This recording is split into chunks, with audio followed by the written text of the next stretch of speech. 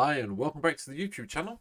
From Jetmir Gaming, I'm Matt, and today I'm talking about yet another commander deck that I put together, and I thought I'll do a little deck tech, and then later in the week I'll do some nice games with it, and we'll try and record some and get them up on the YouTube channel as well. Or you can come and watch them on Twitch, twitch.tv/Rekmar1, REKMAR, and then the number one.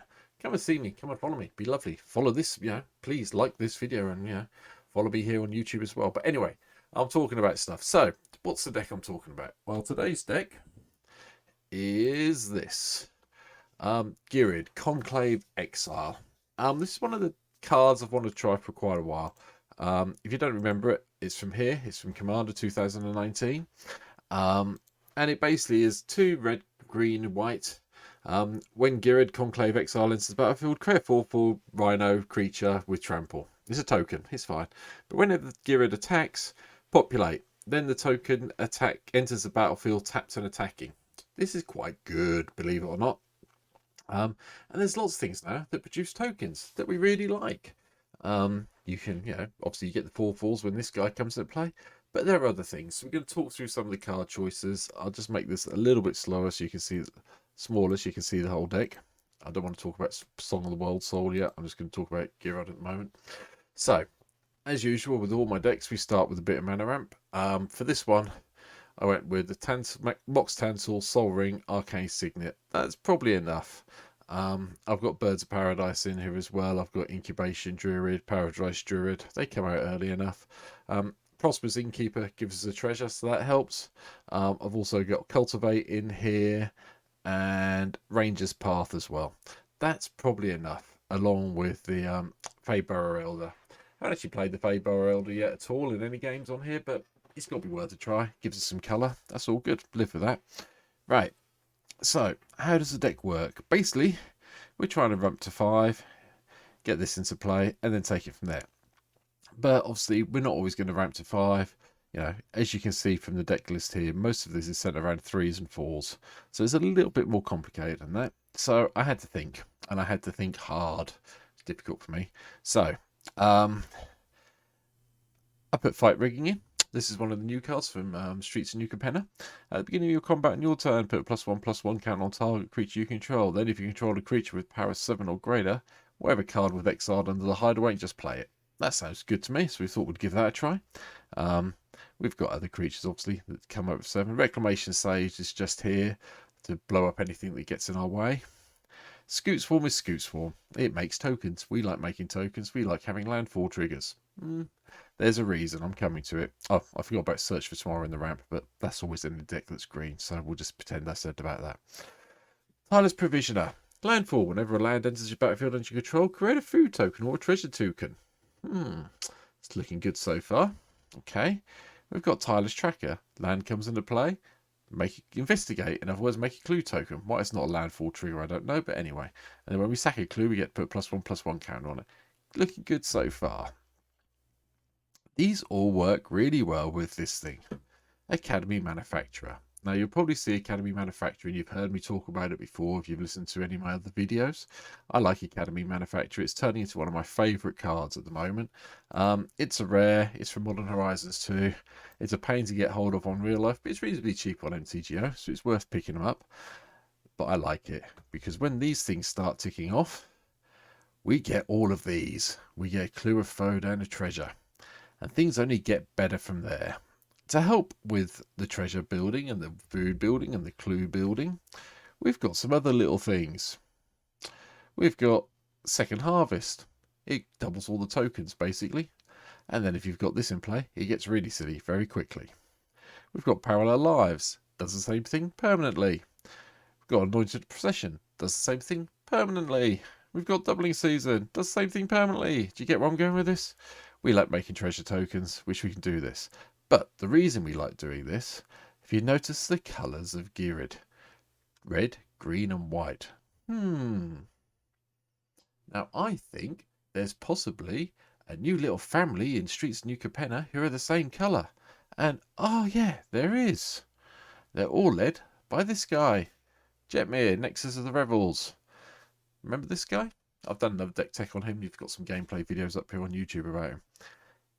He makes creatures get good very quickly. Okay, so we've got that. So that's part of what I'm thinking about. Fleetfoot Dancer's in here as well. This might have some trample, lifelink, and haste. Let's just, helps a little bit. But then we've got things like Cabaretti Ascendancy. Beginning of our upkeep, look at the top card of your library. It's a creature card or planeswalker card. Reveal it, put it in a hand. If you don't, put the card in into hand. You may put it on the bottom of your library. That's fine. Gives an extra card draw, a little bit of card draw. Cabaretti charms there. A couple of things with this which are really good. It either fights something, it gives something creatures +1/+1 and trample, or it creates some zits and tokens if we need to block, which is fine. Got no issue with that. But then we've got Jenny Faye in here. And whenever we create one or more tokens, you may instead create that many 2/2 green cat and creature tokens. I'll show you what I mean by this. Just bear with me while I find the picture, which I should have had loaded, but I didn't. I was playing this deck earlier today. I was testing it. I didn't record it. But we did this. 1, 2, 3, 4, 5, 6, 7, 8, 9, 10, 11, 12, 13, 14, 15, 16. 16 times 6 is 96, 97, 98. 98 cat tokens in one turn. Thank you very much. Right, anyway, so we quite like this card in this deck. It works quite well. Felidar Retreat helps do that, but the main thing is Smothering Tithe. Smothering Tithe says, let's make a treasure every time someone draws a card. With this in play, it says, let's make a treasure, but get a clue and a food token as well. Okay? Then we can go, but if we're going to do that, we're going to make 2/2 cats with haste as well. And if we've got this or this in play, or even doubling season, hey, do you know what that means? Those 3 from here become 6 2/2s for haste. It's pretty good. It's not the best way to make creatures. That picture I just showed you was from a game which I then actually lost. And I was testing the deck and I wasn't recording it. So I'll hold my hand up. I did lose that game. My opponent very cleverly cast Rakdos Charm against me. So with my 104 creatures or whatever it is in play, he then made them all deal 1 damage to me. I was on 36 life. I died very quickly, but it worked to that point. So since then, I have added in, Mage Prosper's Innkeepers there. I've added Soul Warden in. I've added Essence Warden in, just so I can buff my life total up a little bit. It's the other reason I've got Fleetfoot Dancer in here now. That helps with my life link a little bit as well. So that's what we're looking at. Just so we've got the treasure production there. We've also got Brass's Bounty in there, which is really good. Cast it, every land I've got in play, which I should have quite a few of in play by this stage, become a treasure token, give me a treasure token, which then gives me a clue, food, or treasure if I've got this in play, which then gives me even more cats, like this plan so far. I've also decided to play Bootlegger's Stash in this deck. You may not have seen this with Streets of New Capenna. You may have heard about it. 1 green and 5, tap it. Lands I control have tap, create a treasure token. That's quite good. So basically, at some stage during the game, your lands say tap, maybe just create a 2/2 cat or a 3/1 dog, or create multiples. It's pretty good, and it works really well.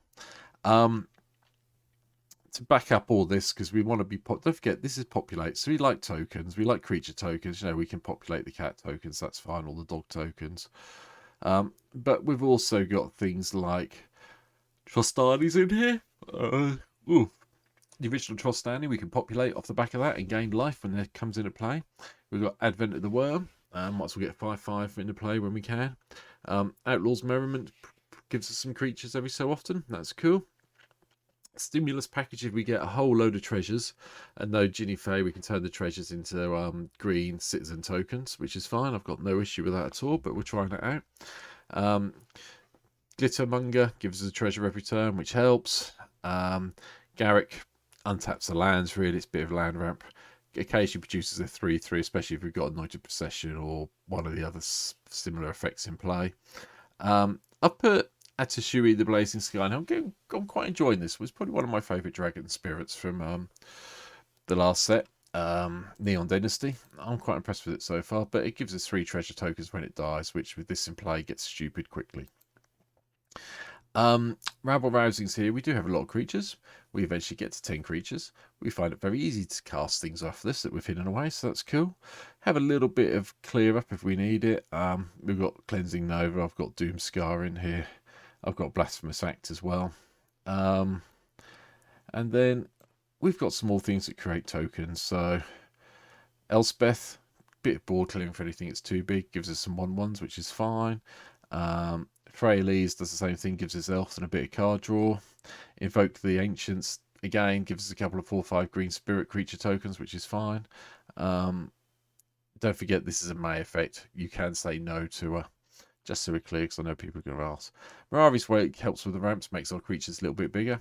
Makes those 2/2 haste cats into 3/3 haste cats or 4/2 vigilant dogs, which is nice. Armada Worm gives us another 5/5 when it comes into play, which is lovely. And then Secure the Waste is just white and X and get a load of white warrior creature tokens. No issue with that. Get a whole load of them. You can probably turn them into cats at some stage. Or 3/1 dogs, which are nice.